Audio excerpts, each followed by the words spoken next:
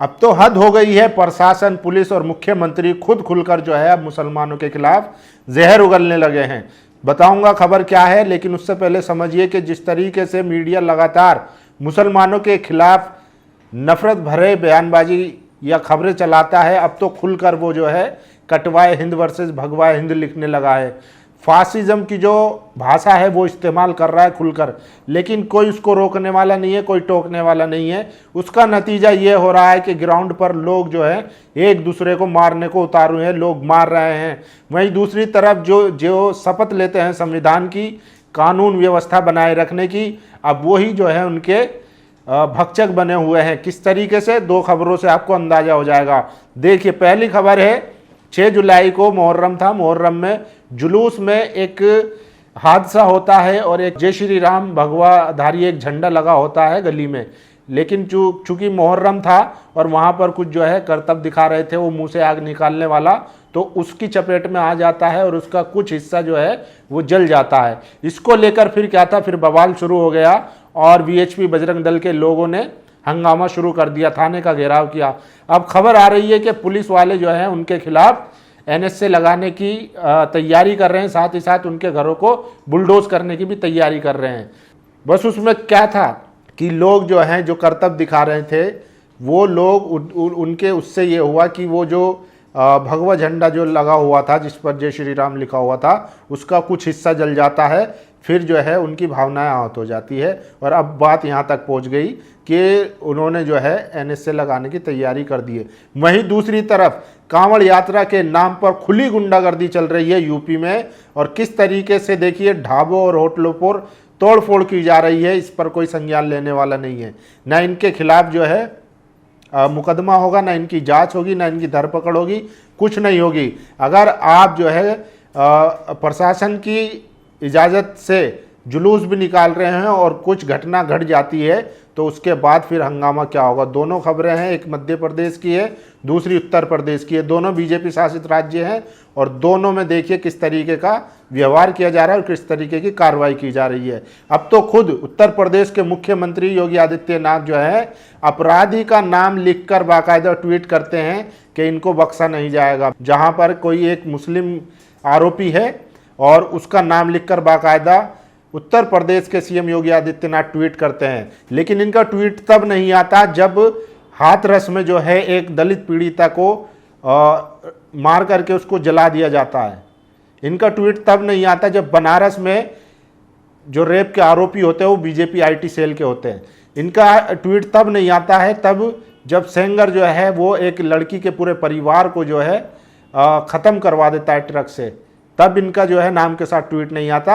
लेकिन जैसे ही आरोपी अगर मुसलमान है तो खुद जो मुख्यमंत्री हैं वो इस जुस्तजू में लग जाते हैं कि किसी तरीके से हिंदू मुस्लिम कराई जा सके और माहौल देश में सांप्रदायिकता को बढ़ावा दिया जा सके।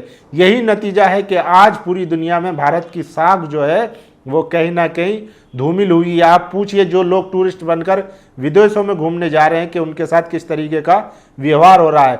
वो आपका कलावा देख रहे हैं, वो आपके हाथ देख रहे हैं, वो आपके टीके देख रहे हैं कि कहाँ से आए हो। ये तो मीडिया जो गोदी मीडिया दिखाता है कि डंका बज रहा है, असल कहानी उनसे पूछिए जो टूरिस्टों के साथ होता है।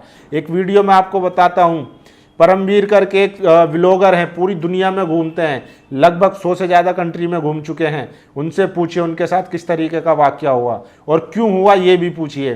तो आप समझिए कि जितना यहाँ पर हिंदू मुस्लिम होगा उतना ज़्यादा जो है दुनिया में हमारी छवि खराब होगी, क्योंकि आज सोशल मीडिया का ज़माना है। जरा सी भी घटना होती है तो वो दुनिया भर में जाती है। और ये तो नाइंसाफ़ी की हद है कि अगर आप माइनॉरिटी हैं या मुस्लिम हैं, दलित है, पिछड़ा है, तो आपके खिलाफ उल्टा मुकदमा हो जाता है। अगर आरोपी ब्राह्मण समाज से हैं या सत्ता में जो पार्टी है उससे रिलेटेड है तो फिर आपको जो है मंत्री बना दिया जाता है, लेकिन आपको जेल नहीं डालेंगे। तो इस तरीके का दोहरा रवैया अपनाया जा रहा है। बाबा साहब ने कहा था कि ये संविधान जितना अच्छा है उतना ही खराब साबित होगा अगर इसको लागू करने वाले खराब आदमी होंगे या उनकी नीयत में खोट होगा। तो आप समझ लीजिए कि किस तरीके की कार्रवाई की जा रही है। दो खबरें बता देता हूं, खुद आप अंदाजा लगा लेना कि किस तरीके से दोहरा मापदंड चल रहा है। देखिए, सबसे पहली खबर है मध्य प्रदेश की, मध्य प्रदेश के रतलाम की, जहां पर जो वाकया हुआ था मुहर्रम के दिन वाला, वो बता रहा हूँ। वो एक हादसा था, जानबूझकर नहीं किया गया था। लेकिन आप देखते होंगे कि आए दिन किस तरीके से मस्जिदों के सामने जानबूझकर जय श्री राम और मस्जिदों पर चप्पल तक फेंकी गई है, लेकिन उन पर ना मुकदमा हुआ, ना एफआईआर हुई और ना ही उनको जेल में डाला गया। लेकिन अगर आपने गलती से भी अगर जला दिया तो उसको जो कि रैली निकाली जाती है, एनएसए लगाया जाता है। खबर सब देख लीजिए। हिंदू राष्ट्र का बैनर जलने पर 4 मुस्लिमों पर एफआईआर, जुलूस निकाला एनएसए और घर तोड़ने की तैयारी।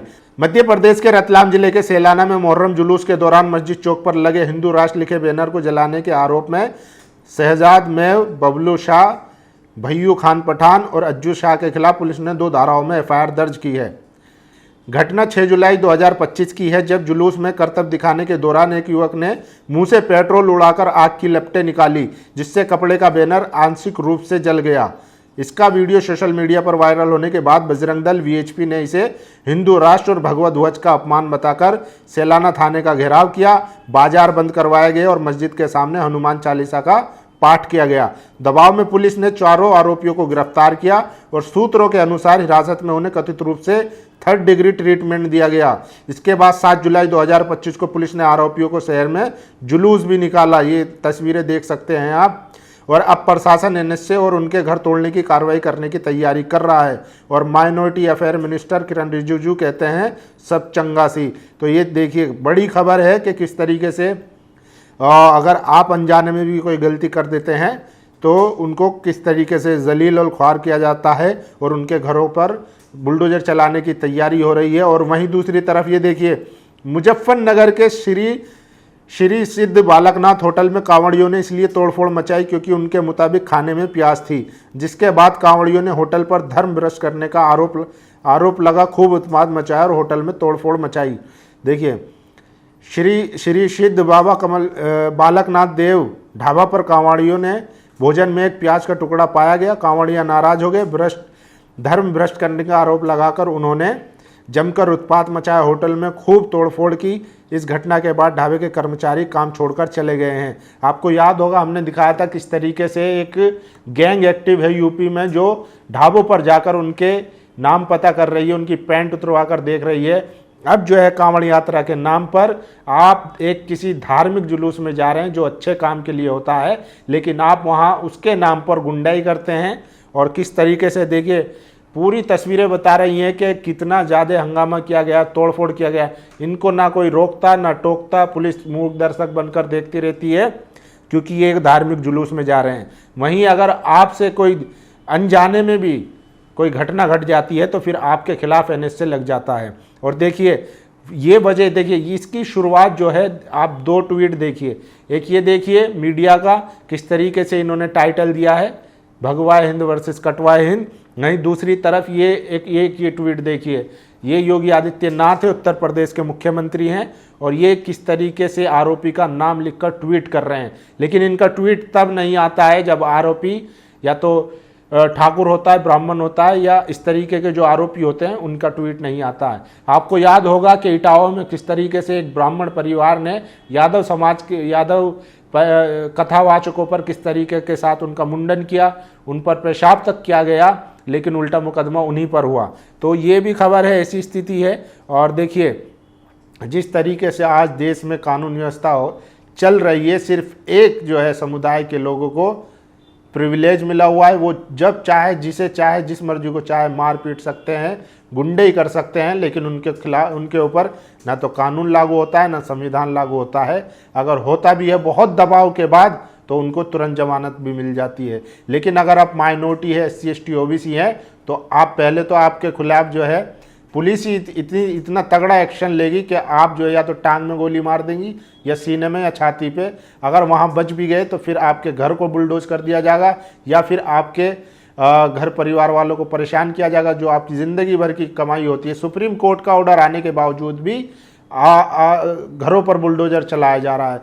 तो इससे आप मानसिकता का अंदाज़ा लगा सकते हैं कि किस तरीके की मानसिकता। और इसका जिम्मेदार सबसे ज़्यादा जो है वो लश्कर नोएडा है, लश्कर मीडिया है। जिस तरीके से इन्होंने पिछले 8-10 सालों में जो नैरेटिव चलाया है कि आपका सबसे बड़ा दुश्मन जो है वो मुसलमान है, उसी का नतीजा है कि पुलिस प्रशासन से लेकर हर जगह तक लोगों का जो बर्ताव करने का तरीका है वो बदल चुका है।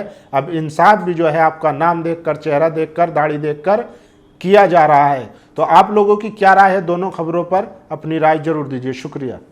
नेशनल दस्तक की आपसे गुजारिश है कि अगर इसको बचाना चाहते हैं तो नेशनल दस्तक को सब्सक्राइब करने के लिए रेड कलर के सब्सक्राइब बटन को दबाएं, फिर बेल आइकन की घंटी दबाएं।